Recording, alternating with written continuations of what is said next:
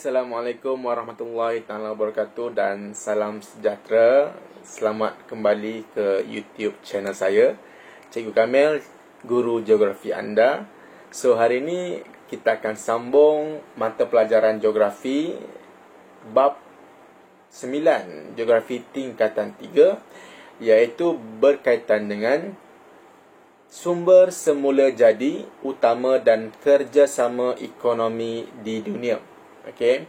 So, untuk tajuk kali ini, sumber semula jadi utama dan kerjasama ekonomi di dunia, kamu akan belajar empat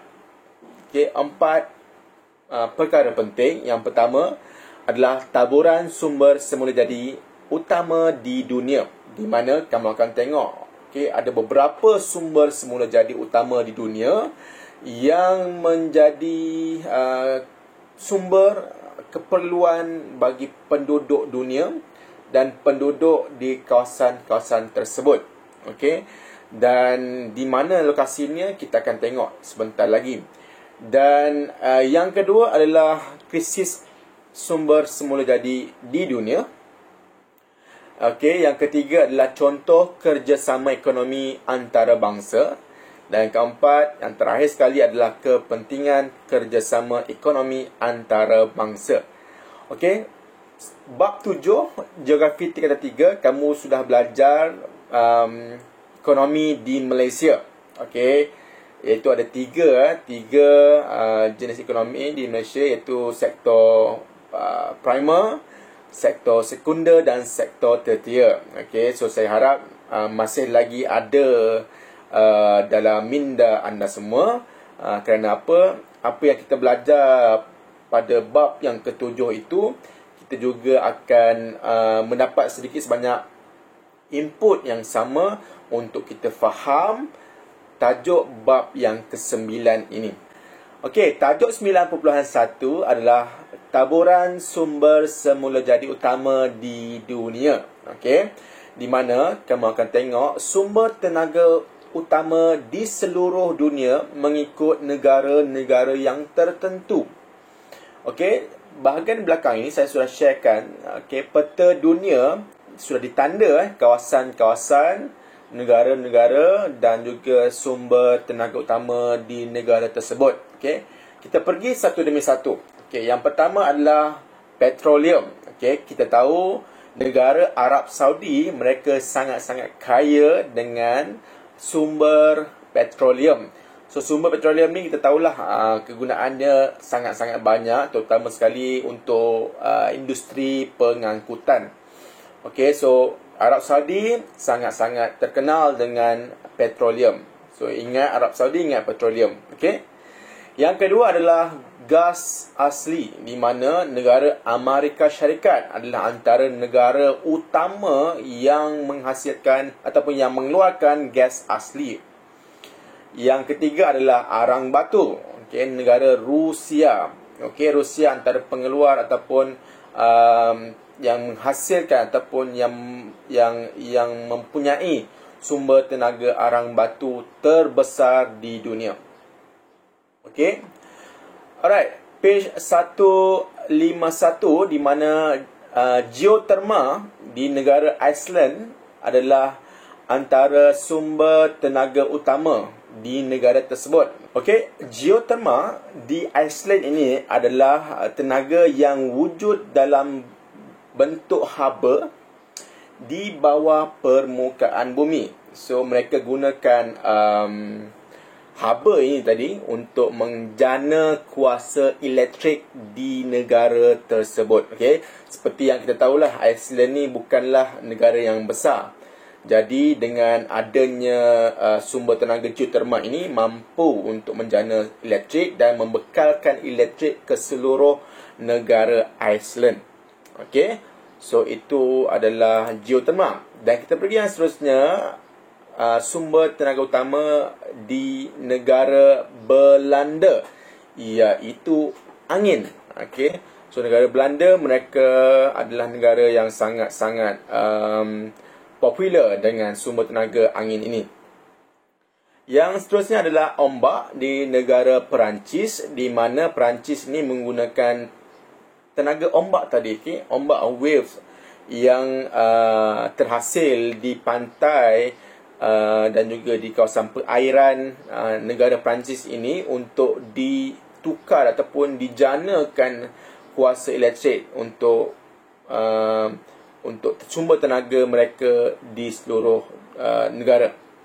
Okey, dan yang paling famous adalah sumber tenaga utama di Jepun adalah sumber tenaga suria ataupun solar, di mana solar ini adalah sumber tenaga yang semakin mendapat tempat di seluruh dunia. Kenapa? Kerana sumber tenaga solar ini, hampir keseluruhan permukaan ataupun negara-negara di seluruh dunia mendapat cahaya matahari yang mencukupi. Hampir ke semua, walaupun bukan keseluruhan dunia, tapi hampir ke semua permukaan bumi ini menerima cahaya matahari. Disebabkan itu, teknologi solar ini semakin mendapat tempat di hati seluruh penduduk dunia untuk mereka menjana elektrik daripada sumber solar ini, matahari.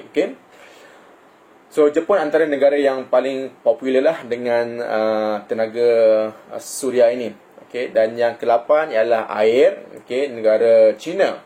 Negara China mereka mempunyai sumber tenaga utama iaitu tenaga air. Dan yang terakhir sekali adalah biomass.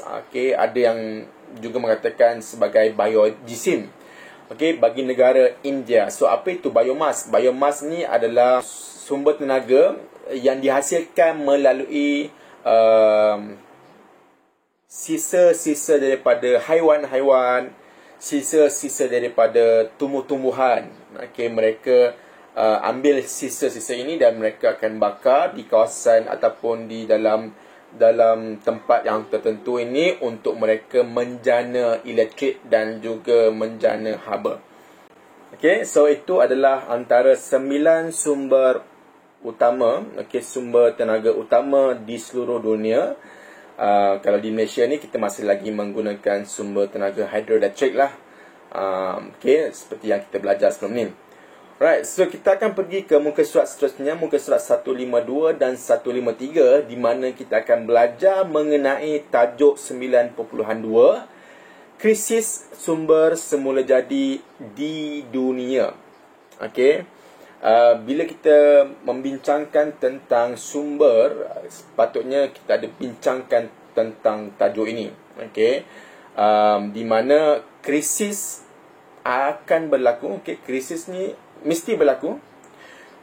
Kerana apa? Kerana adanya eksploitasi, adanya, kita panggil, golongan-golongan yang tertentu yang mengambil kesempatan dari segi apa? Mengaut keuntungan yang lebih tanpa memikirkan tentang kepentingan awam, kepentingan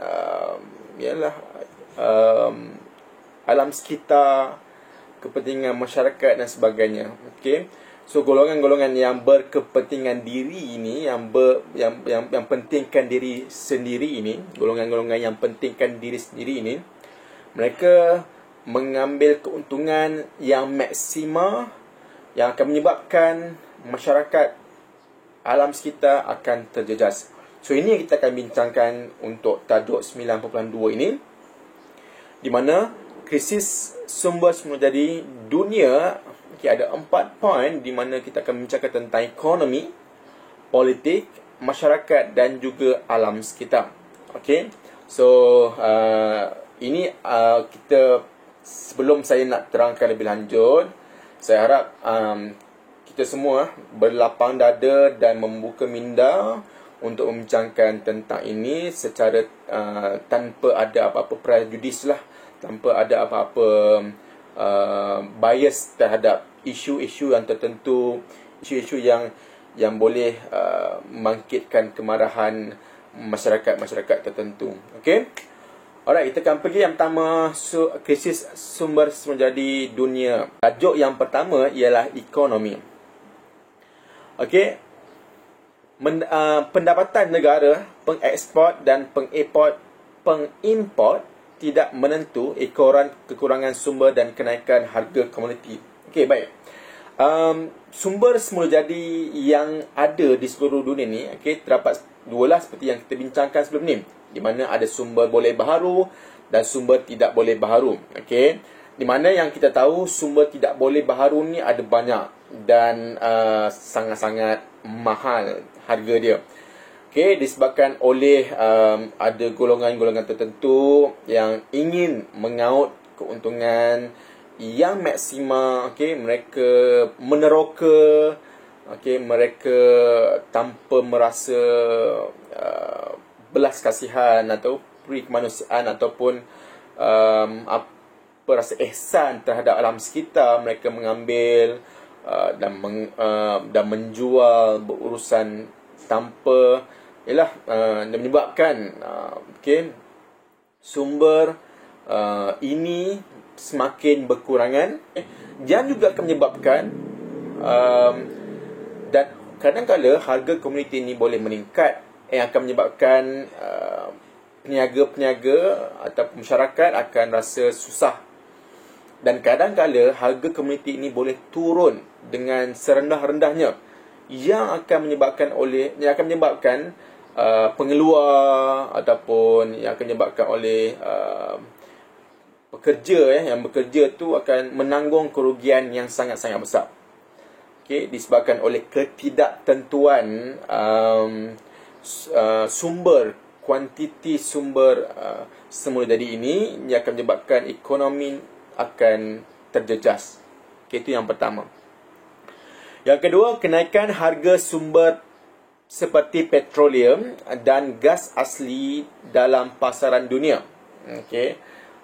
Sebenarnya ini antara krisis yang sangat-sangat sukar untuk dijangka, kerana bukan hanya disebabkan oleh bilangan kuantiti sumber itu sendiri, tapi ada juga melibatkan politik, ada juga melibatkan monopoli dan sebagainya. Okey. So bila krisis ekonomi ni, bila berlakunya kenaikan harga, contoh seperti kenaikan harga petroleum, yang akan menyebabkan kita lah sebagai masyarakat akan rasa sangat-sangat susah. Okey, di mana kita perlukan petroleum ini untuk kegunaan pengangkutan harian kita. Okey, so itu antara krisis yang kedua lah untuk ekonomi. Dan yang ketiga adalah peningkatan kos sara hidup disebabkan oleh nilai mata wang menurun, pendapatan negara merosot dan juga kuasa beli yang lemah. Krisis ekonomi ini akan berlaku, yang akan menyebabkan kos sara hidup semakin meningkat. Okey, peningkatan kos sara hidup disebabkan oleh nilai mata wang yang menurun. Okey, seperti yang berlaku di Malaysia sendiri. Okey, disebabkan oleh banyaklah krisis politik, krisis ekonomi ini, nilai mata wang kita semakin lama semakin menurun. Okey, sekarang ni sudah semakin baik, tetapi disebabkan oleh COVID-19 ni dia semakin tidak menentu. Okey, so bila menurun, pendapatan negara akan terjejas, akan merosot. Dan bila merosot, kerajaan akan menampung hutang yang tinggi dan kurang mampu untuk membantu rakyat dari aspek kebajikan. So itu akan menyebabkan rakyat susah, negara dan susah. Okey, negara juga akan susah. Alright. So itu krisis sumber semula jadi utama di dunia dari aspek ekonomi. Okey, so ingat balik sekali lagi, ekonomi ni, sumber semula jadi ni sangat berkait rapat dengan ekonomi. Okey, di mana krisis-krisis utama seperti kenaikan harga komoditi, kenaikan harga sumber, kekurangan sumber akan menyebabkan banyaknya berlaku masalah ekonomi di negara-negara tertentu. Okey, itu yang pertama. Okey, yang kedua adalah politik. Okey, krisis politik. Perebutan kawasan yang mempunyai sumber semula jadi antara beberapa buah negara sehingga membawa kepada konflik wilayah. Ada banyak contoh, tapi saya ambil pendekatan untuk tidak menceritakan contoh-contoh yang tertentu, okey, nanti takut akan menyebabkan berlakunya konflik yang lain pula, okey. Tapi tak apalah, nanti kalau kamu ada kesempatan, kamu boleh Google, boleh baca artikel-artikel berkaitan dengan perebutan kawasan disebabkan oleh ada sumber semulajadi dan sebagainya. Okey, so ini antara krisis yang berlaku. Okey, ada dua buah negara yang mempunyai sempadan, ataupun mempunyai kawasan yang berhampiran dengan kedua-dua buah negara. Dia dekat dengan A, dekat dengan B, dan ada, kita terjumpa contoh, kita kata ada kawasan petroleum di sana. Orang pergi teroka dan jumpa petroleum. So A ataupun B, kedua-dua buah negara, mereka declare ini adalah kawasan kami. So ini akan berlakunya konflik, akan berlakunya krisis, akan berlakunya pergaduhan, akan membawa kepada peperangan. Okay. Sebagai kita tahu, bila kita jumpa satu-satu kawasan petroleum ini, dia akan membawa keuntungan yang sangat banyak. So ini yang berlaku di kawasan-kawasan yang tertentu. Okay. So perebutan kawasan sumber oleh beberapa buah negara. Okay, itu yang pertama, krisis yang pertama. Krisis yang kedua adalah tekanan politik ke atas negara-negara pengeluar sumber. Okay, ini antara krisis yang paling menakutkan, yang paling dikhawatiri, dibimbangi oleh negara-negara pengeluar. Okay, mereka ditekan oleh negara-negara besar, kuasa besar dunia, atas sebab mereka tidak sependapat dengan negara-negara tersebut. Negara A adalah negara kuasa besar dunia, B adalah negara pengeluar getah ataupun pengeluar kelapa sawit. Okey, negara A, negara B. So bila negara A ini dia ada pendapat tentang satu isu dan dia minta negara B menyokong dia, tetapi negara B kata tak boleh, kami tidak sependapat dengan anda, so kami tidak menyokong. So bila berlakunya konflik sebegini, okey, kita boycott sumber getah, okey, kita boycott kelapa sawit dari negara B ni. So negara B, mereka sebelum ini mereka menjual dengan kuantiti yang sangat banyak kepada negara A, tetapi disebabkan oleh boycott ini, mereka ada lambakan, tak boleh nak jual kat mana-mana negara. Negara A tadi, satunya yang tak bagus, dia dah boycott. Lepas tu dia ajak orang-orang lain, negara-negara lain boycott juga pengeluaran kelapa sawit dan juga getah di negara B. Negara B ni akan menjadi susah disebabkan tak boleh nak menjual sumbernya. Dan yang lebih susah adalah pekerja, masyarakat yang bekerja di sektor tertentulah, sektor kelapa sawit dan sebagainya. So ini yang berlaku, krisis yang berlaku, realiti yang berlaku. Okay. Negara mana saya tak nak cerita. Saya akan beri contoh yang kamu boleh fikir sendiri. Okey. Perkara ketiga, berlaku konflik politik dalam sesebuah negara, ekoran timbulnya pelbagai krisis politik. Okey. Politik di sebuah negara ini perlu seimbang, perlu stabil untuk memastikan ekonomi stabil, untuk memastikan keamanan negara stabil, untuk memastikan masyarakat hidup dalam keadaan harmoni.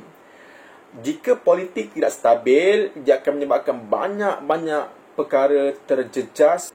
Okay, bila sesebuah negara ini tidak mempunyai politik yang stabil, maka pelabur-pelabur luar negara ini akan merasa bimbang untuk melabur di dalam negara tersebut disebabkan oleh ketidaktentuan politik. Jadi, negara tersebut akan terjejas dari segi pendapatan kerana tidak ada pelabur luar ingin berlabur di negara tersebut. So, ini akan menyebabkan berlakunya pelbagai jenis masalah buat negara tersebut. Okey?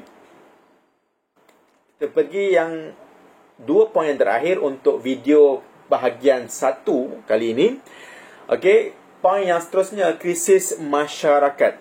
Sumber semula jadi ini boleh menyebabkan berlakunya krisis masyarakat. Bagaimana? Okey. Kita dah bincangkan tentang ekonomi, kita dah bincangkan tentang politik. So, kedua-dua aspek ini akan menyebabkan akan memberi kesan yang sangat mendalam kepada masyarakat. Kenapa? Masyarakat ni bergantung kepada kestabilan politik sebuah negara dan kestabilan ekonomi di sebuah negara. Untuk mendapatkan keharmonian, untuk hidup dalam keadaan yang harmoni, untuk hidup dalam keadaan yang aman. Untuk pertama, krisis peningkatan kadar kemiskinan. Okay, bila di sebuah negara ini terdapat lebih ramai penduduk yang miskin, bermaksud negara tersebut mengalami krisis masyarakat yang sangat-sangat kritikal. Okay. Kita tahu bila sumber semula jadi ini diboykot ataupun berlaku ketidaktentuan politik ataupun berlaku pengurangan sumber di sesebuah negara ini, masyarakat yang bekerja di industri di sektor tersebut akan terjejas. Mungkin dibuang kerja. Kerana apa? Kerana pengilang tidak mampu untuk menjual hasil daripada sumber tersebut. Okay. Untuk mengurangkan kos, mereka terpaksa memberhentikan pekerja-pekerja ini tadi. So, bila pekerja ini tidak ada pekerjaan, maka berlakunya peningkatan kadar kemiskinan di kawasan tersebut. Okay, ini satu perkara yang sangat-sangat kritikal dan yang sangat-sangat perlu diberikan perhatian oleh semua masyarakat, semua golongan masyarakat. Okay. Yang kedua adalah peningkatan kadar kebuluran. Dah tak ada kerja, semakin miskin, akan berlakunya peningkatan kadar kebuluran. Okay. Tak ada makanan untuk dimakan. Tak ada sumber untuk mereka menjana pendapatan, untuk mereka menggunakan pendapatan tersebut untuk membeli makanan dan untuk makan. Tak ada. So disebabkan oleh ini antara krisis yang sangat-sangat serius, okay, yang berlaku di seluruh dunia. Bukan di Malaysia sahaja benda ini berlaku, tetapi di seluruh dunia. Okay. Dan yang ketiga adalah wujud pelbagai masalah sosial dalam masyarakat. Okay. Untuk survive, kerajaan terpaksa menanggung hutang yang banyak. Okay. Tak mampu untuk memberikan kebajikan, bantuan kebajikan kepada masyarakat. Masyarakat perlu hidup. So bagaimana? Masalah sosial. Mencuri, merompak, menipu untuk survival mereka. Okay. So kita perlu faham di mana criminals, okay, penjenayah ini mereka ada sebahagian daripada mereka ni yang bukan ingin melakukan jenayah, tetapi mereka melakukannya atas dasar terpaksa ataupun atas dasar terdesak. Okay. So ini yang berlaku, krisis dunia yang berlaku sekarang. Okay. Kita bincangkan dunia, bukan di Malaysia sahaja, di seluruh dunia. Okay. Yang seterusnya adalah alam sekitar, krisis alam sekitar, di mana krisis ini adalah antara yang menjadi concern utama geographers ataupun kerisauan utama kami sebagai ahli geografi, di mana pengeksploitasian sumber semula jadi seluruh dunia ini, okay, akan menyebabkan alam sekitar kita terjejas. Okay. Apa segala sumber sekalipun, kalau kita rakus untuk mendapatkan keuntungan daripadanya, akan menyebabkan alam sekitar terjejas. Okay. Seperti contoh, kalau kita terlalu inginkan sumber kayu daripada industri pembalakan tanpa memikirkan tentang kepentingan ekosistem, maka habitat flora dan faunanya akan terjejas. So itu yang berlaku. Okay. So kita tengok 4 krisis yang berlaku akibat daripada eksploitasi sumber di seluruh dunia. Okay. Yang pertama adalah kemerosotan kualiti alam sekitar. Okay, kita tahu ya, alam sekitar kita ini memerlukan ekosistem yang seimbang, perlu ada diversity yang baik. Okay. Perlu ada habitat yang sempurna untuk hidup. Jika sumber-sumber utama ini dieksploit ataupun dirampas ataupun dimusnahkan, digunakan dengan tanpa ada limit ataupun tanpa ada had, maka alam sekitar kita akan terjejas dari segi kualitinya. Okay, kita mungkin dah tak dapat nak tengok pelbagai jenis flora dan mungkin ada banyak haiwan-haiwan, hidupan liar yang akan pupus disebabkan oleh berlakunya krisis ini. Yang kedua, berlaku ketidakseimbangan alam sekitar dan ekosistem. Ini saya dah terangkan tadi. Okay, tak balance alam sekitar dan juga ekosistem. Kemusnahan pelbagai flora dan fauna, dan yang keempat, sumber semula jadi semakin berkurangan. Okey, seperti yang kita tahu, sumber-sumber jadi seperti petroleum, seperti industri kayu, pembalakan, sumber semula jadi seperti geotermal. Okey, sumber-sumber semula jadi yang tidak boleh diperbaharui ini akan semakin berkurangan.